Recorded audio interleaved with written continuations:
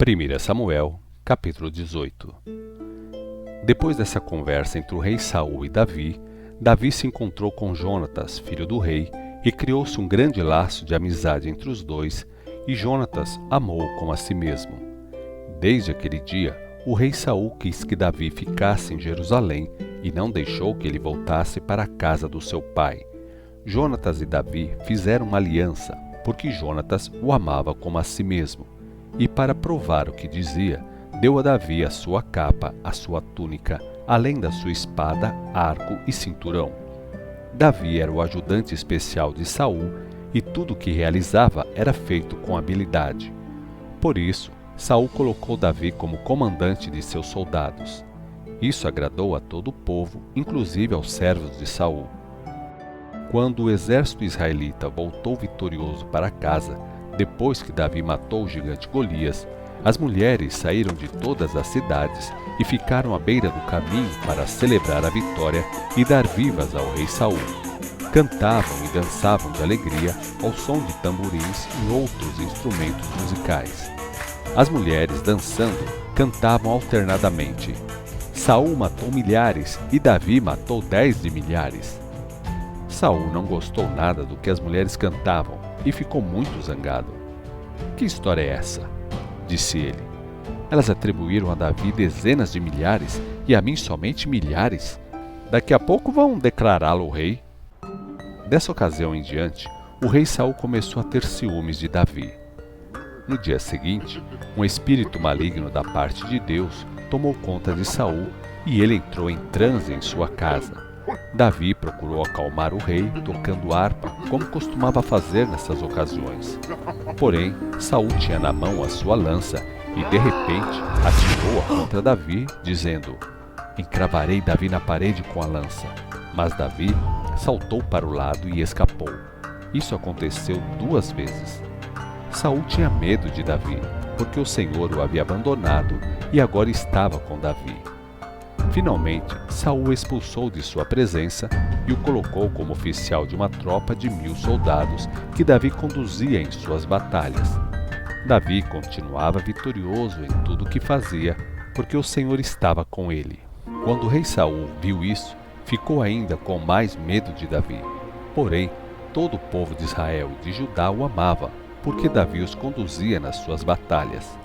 Certo dia, Saul disse a Davi: "Estou pronta a lhe dar a minha filha mais velha, Merabe, por esposa. Mas primeiro, você deve provar que é um soldado bravo, lutando nas batalhas do Senhor." Porque Saul pensava consigo mesmo: "Eu mandarei lutar contra os filisteus e deixarei que eles o matem, em vez de eu mesmo matá-lo." Mas Davi respondeu a Saul: "Quem sou eu? E quem é minha família e o grupo de famílias de meu pai em Israel, para que eu me torne genro do rei?" Quando chegou o tempo de Saul dar a sua filha Merabe em casamento a Davi, ele a deu a Adriel, o meolita. Nesse meio tempo, Mical, a outra filha de Saul, apaixonou-se por Davi, e Saul ficou contente quando soube.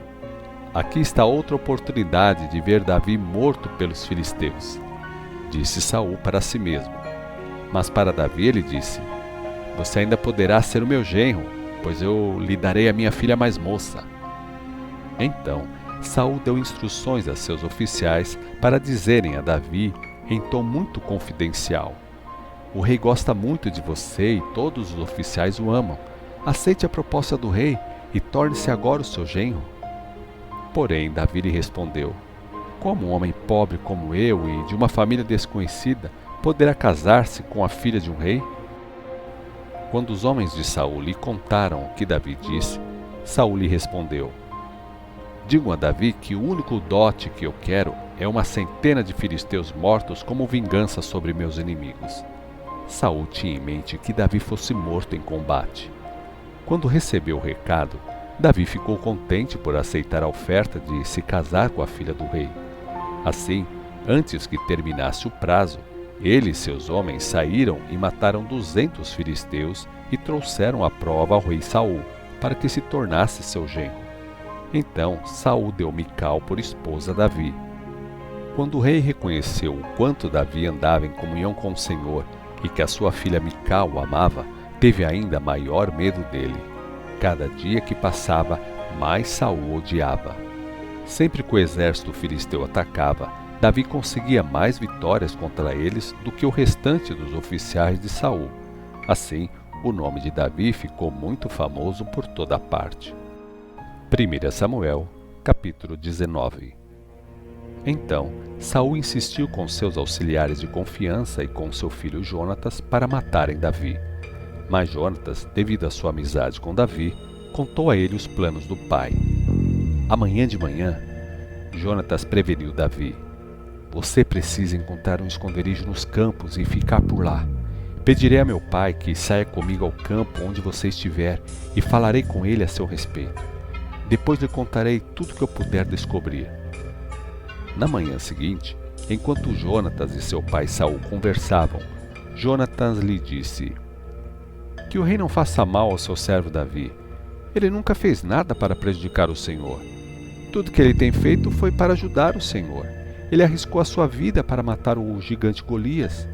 O Senhor Deus deu uma grande vitória a Israel. Certamente o Senhor ficou feliz naquela ocasião. Por que então deveria derramar o sangue de um inocente matando Davi? Não há motivo algum para isso.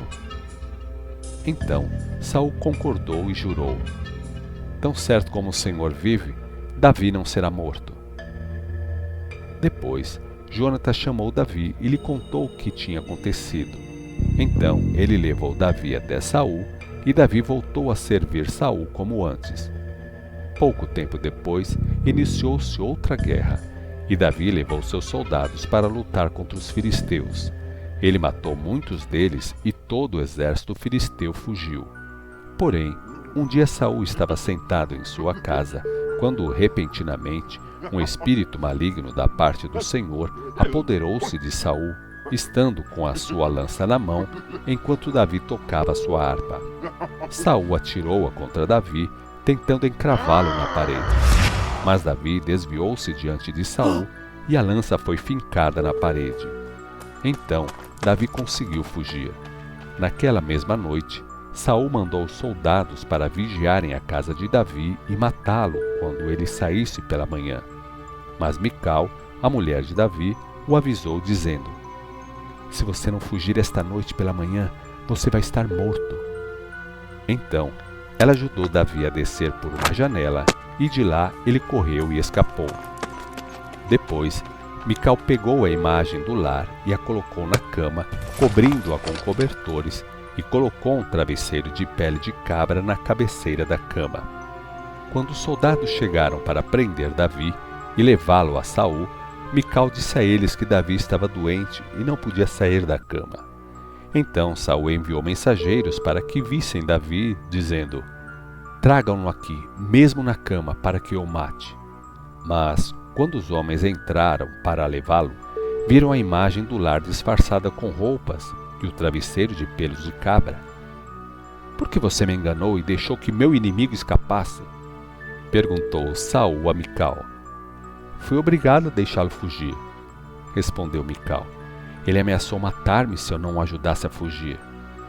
Assim, Davi fugiu e foi a Ramá a fim de encontrar-se com Samuel.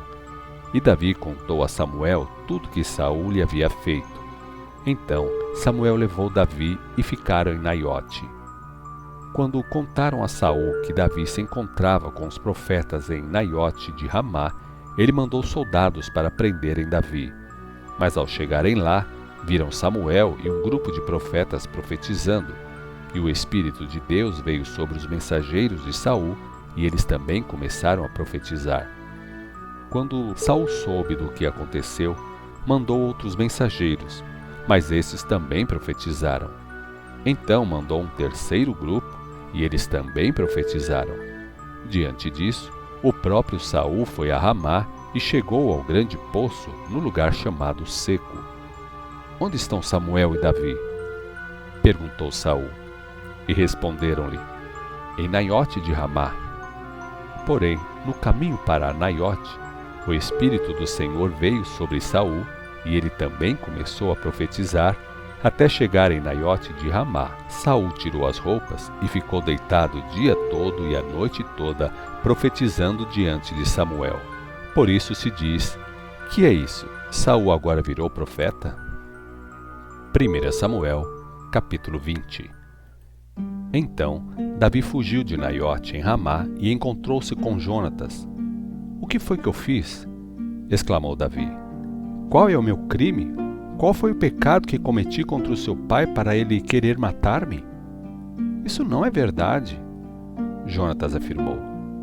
Tenho certeza de que ele não planeja tal coisa, pois ele sempre me conta tudo o que pretende fazer, mesmo as coisas sem importância.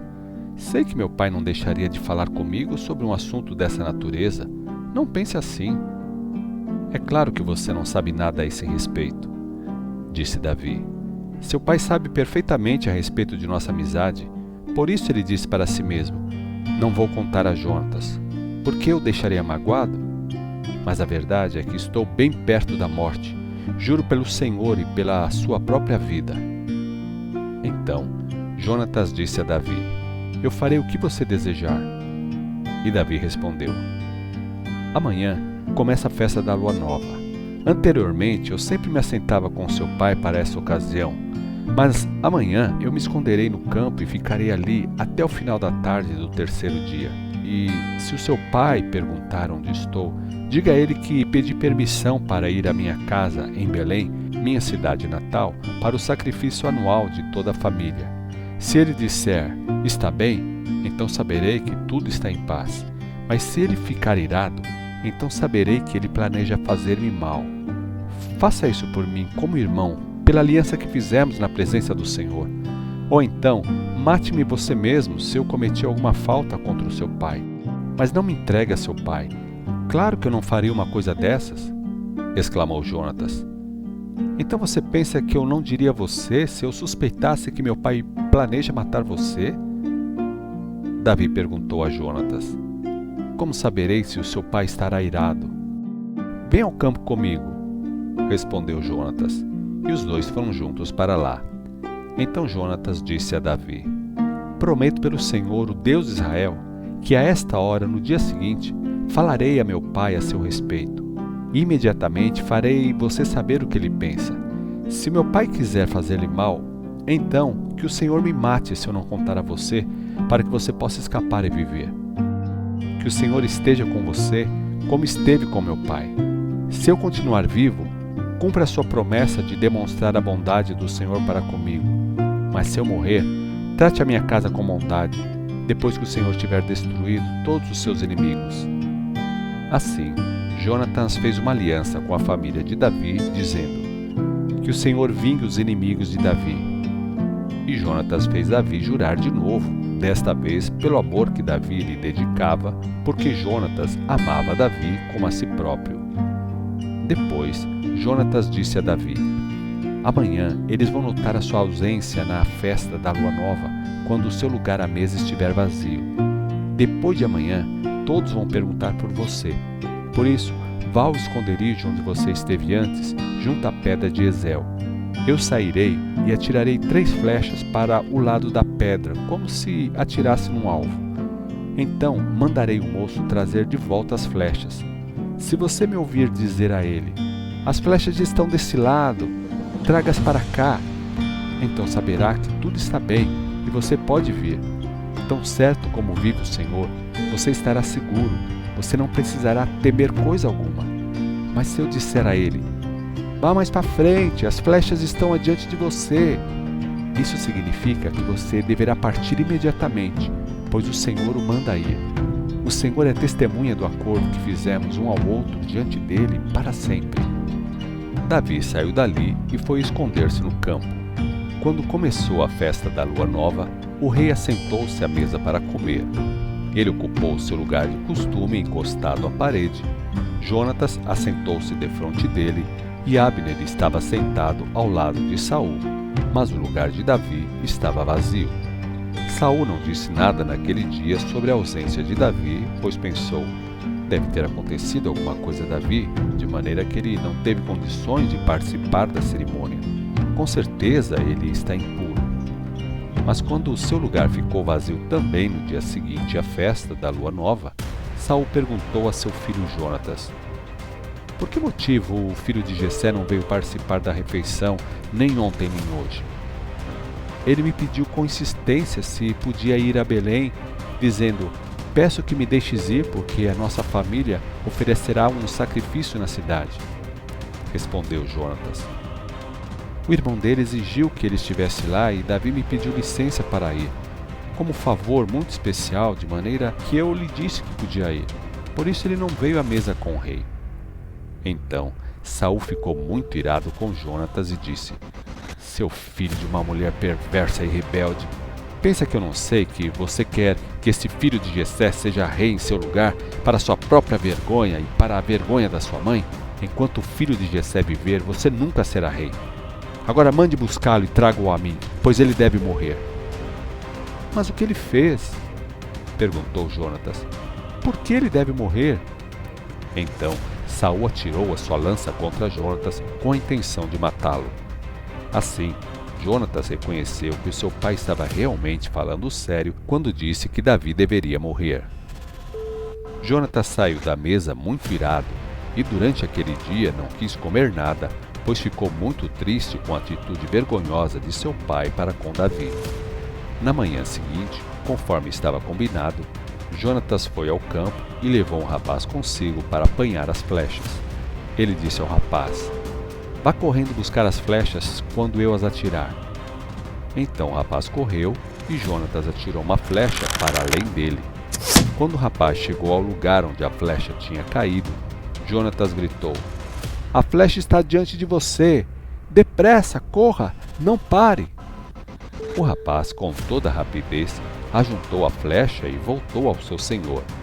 Naturalmente, o rapaz não entendia o que Jonatas pretendia dizer.